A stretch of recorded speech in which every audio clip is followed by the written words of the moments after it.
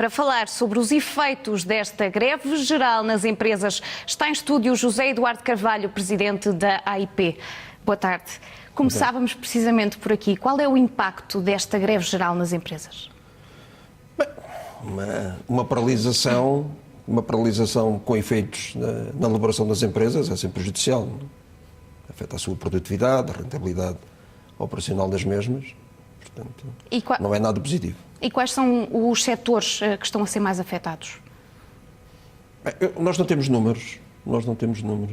Também penso que neste momento não é muito importante estar a discutir e analisar os efeitos. Talvez seja mais importante discutir e refletir sobre as causas e as razões que levaram à realização desta guerra, porque já sabemos que normalmente todo este tipo de paralisações tem muito mais efeitos na função pública que no setor privado. E era importante discutir isto. Quer dizer, eu parto deste pressuposto. Nós estamos num país que está num processo de insolvência ou não? Aqueles que acham e que aceitam que Portugal está numa situação de insolvência encara este tipo de paralisações e estas ações de uma maneira e outros não, como é óbvio. E se nós formos reparar nas razões que estiveram na base desta paralisação e desta greve, que razões vamos encontrar? Eu não falo das razões que são referidas pela CGTP, porque a CGTP é uma organização sindical refratária à economia de mercado, defende um modelo de sociedade que não se ajusta muito à iniciativa privada e, portanto, agudiza a conflitualidade e a anomia social. E, portanto, vivendo numa situação de insolvência, é pretexto para este tipo de ações. Mas vamos ver as posições que foram definidas pela UGT. A UGT disse, convocava uma greve geral pelas questões de crescimento e emprego e para a falta de diálogo social, e, portanto, isso é uma generalidade,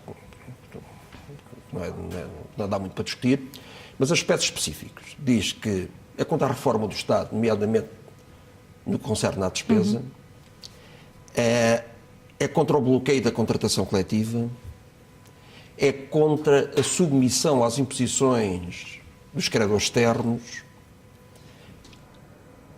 é contra a posição que o Governo tem tido na concertação social e é pela promoção do consumo interno que é essencial ao crescimento.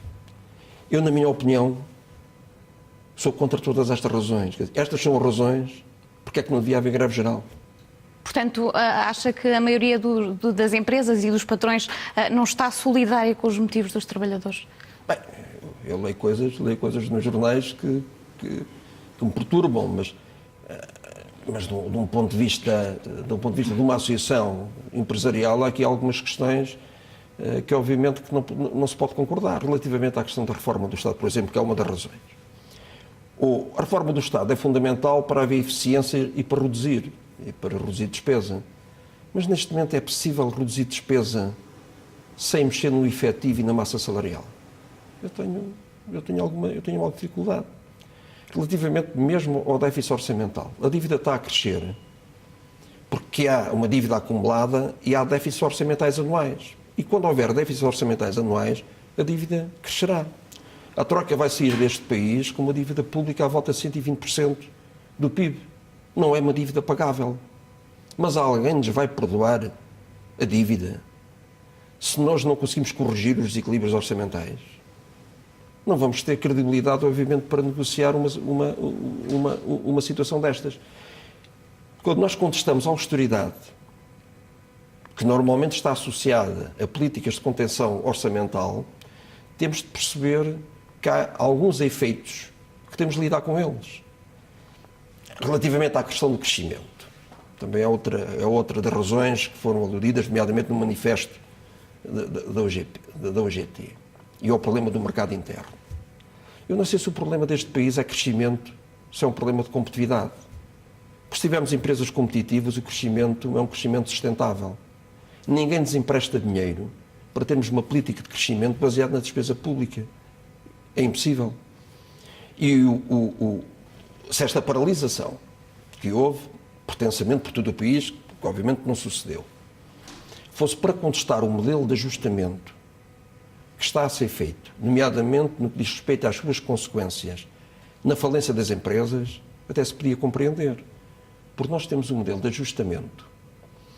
Temos um modelo de ajustamento que, ao provocar aquilo que se chama uma desvalorização interna, na qual se prevê uma redução dos salários nominais através do desemprego e que se espera uma redução de preços e custos através da redução dos salários nominais, tem efeitos desastrosos. Nós vamos tornar público um estudo que mandámos fazer na próxima semana, em que se verifica que este modelo de ajustamento, para ter efeitos significativos na competitividade, era necessário que o desemprego ultrapassasse os 20% e houvesse uma inflação salarial negativa de 17%. Não há condições sociais para fazer. Portanto, o grande debate que devíamos ter num dia como hoje era tentar perceber como é que numa economia com câmbios fixos e com uma taxa de câmbio real sobreavaliada conseguimos introduzir choques de competitividade. Qual é o objetivo desse estudo? Foi pedido porquê? Com algum objetivo específico? Porque nós estávamos a ver o crescimento das falências. Desde janeiro de 2008 a dezembro de 2012 fecharam 152.226 empresas.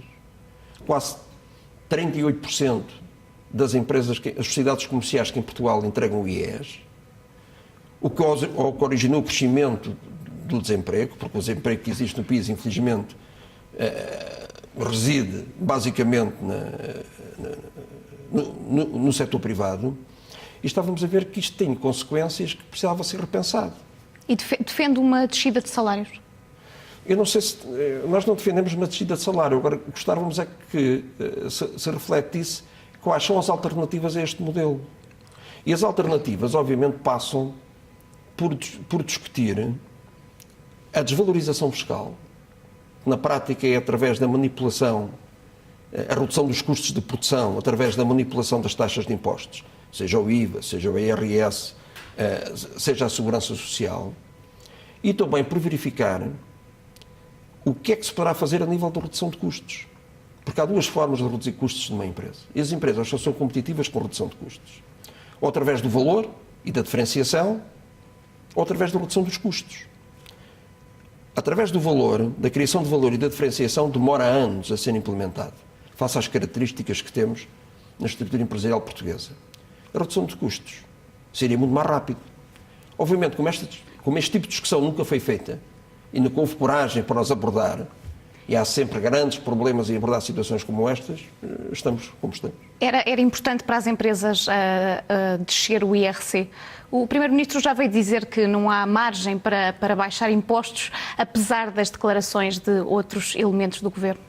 Mas, enquanto não houver uma correção dos desequilíbrios orçamentais, há sempre grandes limites à descida de impostos.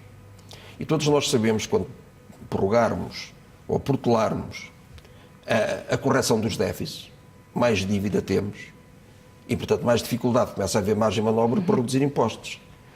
A dificuldade governamental neste ou noutro governo, eu confesso, neste ou noutro governo, é tentar uma medida e uma política equilibrada entre medidas de consolidação orçamental e medidas de apoio ou de estímulo à competitividade.